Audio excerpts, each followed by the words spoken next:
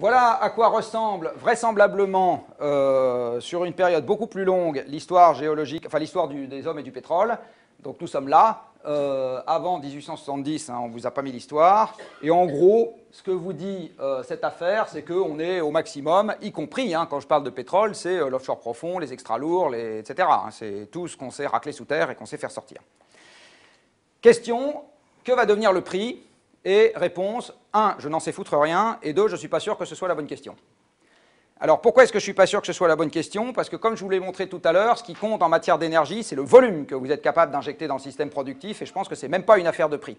Si demain matin, je divise par 2 l'approvisionnement énergétique de la France en maintenant par un système d'encadrement des prix l'énergie au même prix, je vous enlève quelques dizaines de pourcents du PIB, et ce n'est pas une affaire de prix de l'énergie. Hein. Si j'interdis aux camionneurs, même à prix de l'énergie constant, de rouler un jour sur 2 parce que je leur divise par 2 la quantité de gasoil que je leur livre, une bonne partie des industriels et des commerces font faillite, et ce n'est pas une affaire de prix de l'énergie. Hein, c'est une affaire de volume. Hein. Donc, voilà la courbe dont je parlais tout à l'heure.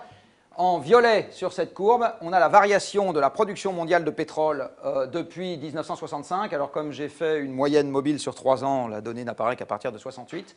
Et en bleu, j'ai la variation du PIB par personne en moyenne mondiale.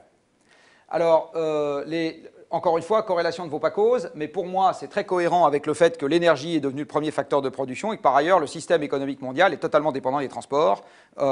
Et donc, il y a quelque chose de logique dans le fait que je trouve une variance, une covariance encore plus forte avec le pétrole qu'avec les autres énergies. Et le truc intéressant surtout pour moi, c'est ce qui s'est passé là.